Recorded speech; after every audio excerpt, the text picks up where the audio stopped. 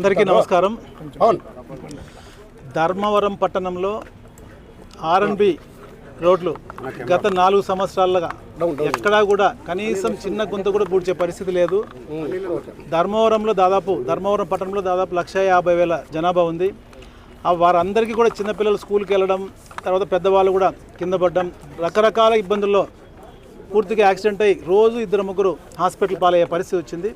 వాళ్ళందరి కోరిక మేరకమే last week అక్కడున్న ఈ గారికి లెటర్ పంపించాము ఒకటి. ఎందుకంటే మీరు చేయగలరా లేదా మేమేమన్నా మా సొంత ఖర్చుతో చేయాలని చెప్పడం జరిగింది. లాస్ట్ వీక్ కూడా చేస్తామని చెప్పారు, కానీ ఇంతవరకు అయితే చేయలేదు.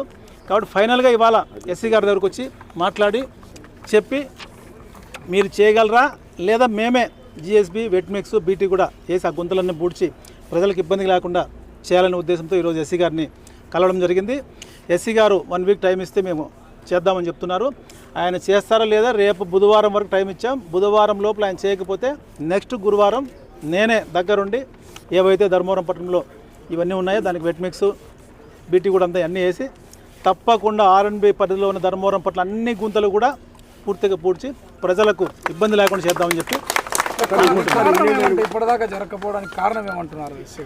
ఇప్పటిదాకా టెండర్ అయింది, టెండర్ అవుతుంది, వస్తుంది అంటున్నాడు, కానీ ఇంతవరకు ఎక్కడ టెండర్ అయింది కనపడటంలే, వచ్చింది కనపడటంలే. సరే వాళ్ళు ఏమని అనుకోండి, అనవసరం. 4.5 సంవత్సరంలో ఎక్కడ ఒక గుంత కూడా ఒక చిన్న ప్యాచ్ కూడా వేసిన పరిస్థితి లేదు.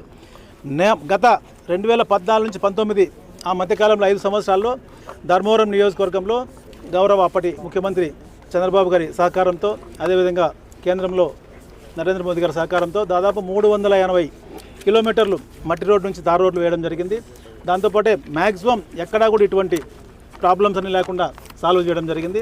కానీ ఈ 4.5 సంవత్సరాల్లో అభివృద్ధి అని అక్కడ స్థానిక శాసనసభ్యుడు చెప్తున్నాడు, ఎక్కడా కూడా అభివృద్ధి అయిందైతే లేదు. ఆయన మాత్రం బ్రహ్మాండంగా అభివృద్ధి అయ్యారు, చాలా బాగా అయ్యారు. ఈరోజు ఒక పత్రికలో ఛానల్ కూడా వచ్చింది ఆయన అభివృద్ధి గురించి. కానీ వాళ్ళు చాలా తక్కువ చెప్పారు, కొన్ని 100 కోట్లే అని.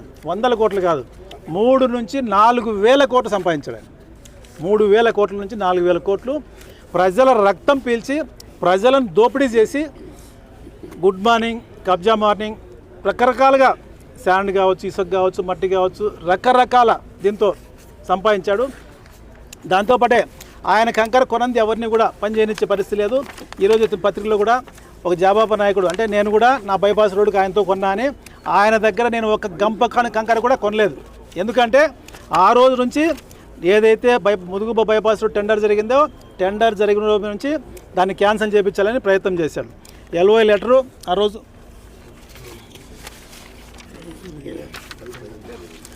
టెండర్ జరిగిన ఇది, దాని తర్వాత ఎల్ఓఐ లెటర్ అవార్డు అయింది. అవార్డు అయినాక ఎల్ఓఐ అవార్డు అయినాక కూడా ఆయన అడ్డం పెట్టి దాన్ని క్యాన్సిల్ చేయడానికి ప్రయత్నం చేశాడు. దాని తర్వాత హైకోర్టులో వేసి హైకోర్టు నుంచి ఆర్డర్ తీసుకొచ్చి మేము వర్క్ తీసుకున్నాం. దాని తర్వాత ఎస్సీ డాక్యుమెంట్స్ కూడా ఆ రోజు ఇవ్వడం జరిగింది. దాంతోపాటే వర్క్ లిమిటేషన్ లెటర్ కూడా ఆ రోజు ఎంఆర్ఓ, ఎస్పీ, డిఎస్పీ గారికి కూడా ఇవ్వడం జరిగింది. పూర్తిగా వర్క్ ఆపాలని చెప్పి ఎంఆర్ఓ గారితో, డిఎస్పీ గారితో అదేవిధంగా ఎస్పీ గారికి కూడా వాళ్ళ ద్వారా కూడా లెటర్లు ఇప్పించి రకరకాలుగా ఇబ్బందులు పెట్టాడు.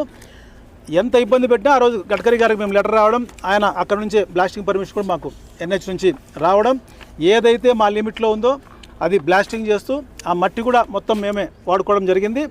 దాన్ని మెటల్ ట్రాన్స్పోర్ట్ రాకూడదని చెప్పి మా క్రషర్ క్వారీ కూడా సీజ్ చేయడం, దాంతోపాటే పోలీస్ కేసు, మా ప్రాజెక్ట్ మేనేజర్ పైన పోలీస్ కేసు పెట్టడం, దాంతోపాటే ఏదైతే చలానా పేపర్స్ పే చేసినా కూడా దానిపైన కూడా పోలీస్ కేసులు పెట్టించి వెహికల్ని సీల్ చేయడం, దాని తర్వాత ఎన్హెచ్ఓలే బోల్డర్స్ పర్మిషన్ కూడా ఇవ్వడం, దానికి మళ్ళీ షోకాజ్ నోటీస్ ఇవ్వడం, ఇలా రకరకాలుగా చేసినా కూడా ఎన్ని చేసినా ఏమి చేసినా లాస్ట్కు మొబైల్ క్రషర్ సీజ్ కూడా చేసినా మళ్ళీ హైకోర్టుకు పోయి ఆర్డర్ తీసుకొచ్చి వాడి దగ్గర ఒక్క గంప కూడా, ఆ కోతిరెడ్డి వెంకటరామరెడ్డి దగ్గర ఒక్క గంప కూడా నేను కంకర కొనలేదు.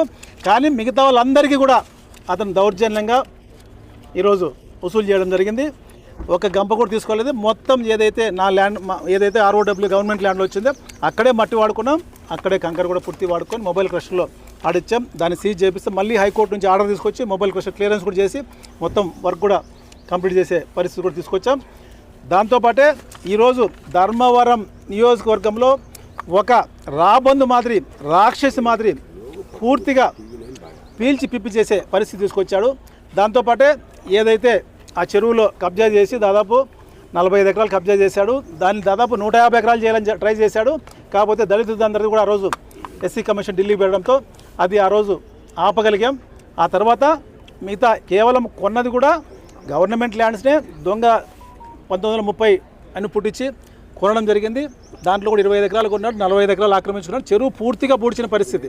దానిపైన ఎన్జిటికి కూడా వేసాం, ఎన్జిటి కూడా నోటీసులు ఇచ్చింది. తప్పకుండా అతి తొందరలోనే ఎన్జిటి ద్వారాగా ఖచ్చితంగా ఆ బిల్డింగ్ కొట్టేసి ఏదైతే గెస్ట్ హౌస్ ఉందో గుర్రాలకోట గెస్ట్ హౌస్ ఏదైతే అసాంఘిక కార్యక్రమాలన్నీ అక్కడే జరుగుతున్నాయి అవన్నీ కూడా పూర్తిగా మాఫీ చేసే రూపుమాపే విధంగా ఖచ్చితంగా చేస్తాం.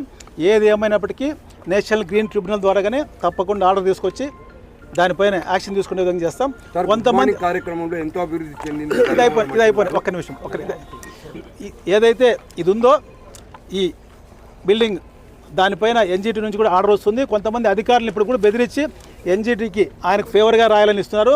ఆ అధికారులకు ఒకటే చెప్తున్నా, ఈరోజు మీరు ఆయనకు బెదిరి నిజంగా తప్పుడు రాతలు ఎన్జిటికి ఇస్తే రేపు పర్మనెంట్గా మీరు జైల్లో ఉండే పరిస్థితి ఉంటుంది. ఎందుకంటే ఆయన చెప్పినట్టు అది ఖచ్చితంగా చెరువు మునగడ, చెరువు కబ్జా చేసి కట్టాడు ఇల్లు గెస్ట్ హౌస్. దానిపైన అధికారులకు డైరెక్ట్గా వార్నింగ్ ఇస్తున్నాం.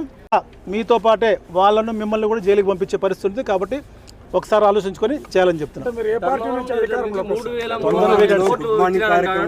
3,360 కోట్లతో డెవలప్మెంట్ చేశానని కేతిరెడ్డి చెప్తున్నారు. దానిపైన మీ కామెంట్ ఏమిటి? ఆయన 3,365 కోట్లు ఆయన సంపాదించాడు.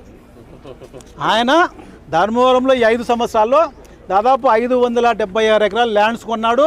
అవన్నీ కూడా కొనడం కాదు, 10 లక్షల రూపాయలు వాల్యూ ఉంటే 1,00,000 రూపాయలు కొనడం, 1 కోటి రూపాయలు వాల్యూ ఉంటే 10 లక్షల రూపాయలు.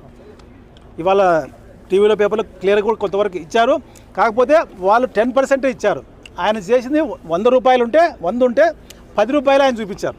ఇవాళ ఒకసారి నేను కూడా తొందరలోనే ఇవన్నీ ఏవైతే 3,500 కోట్లు ఏ విధంగా సంపాదించాడు, ఏ దాంట్లో సంపాదించి అది కూడా తొందరలోనే ఎపిసోడ్ 5 పెట్టి తప్పకుండా దాన్ని కూడా రిలీజ్ చేస్తాం. ఎవరు కూడా ఇబ్బంది పడాల్సిన పనిలే. ఎవరైతే ధర్మవరం ప్రజలు ఉన్నారో అందరికీ కూడా ఈరోజు ఏవైతే కబ్జాలు చేసి అన్ని దోచుకున్నారో అవన్నిటికీ కూడా తప్పకుండా ఒక డిఎస్పీ అదేవిధంగా ఒక జడ్జి గారిని సపరేట్ ఒక సిట్ వేసి తప్పకుండా వాళ్ళందరికీ కూడా ప్రజలందరికీ న్యాయం చేస్తామని తెలియజేస్తున్నాం.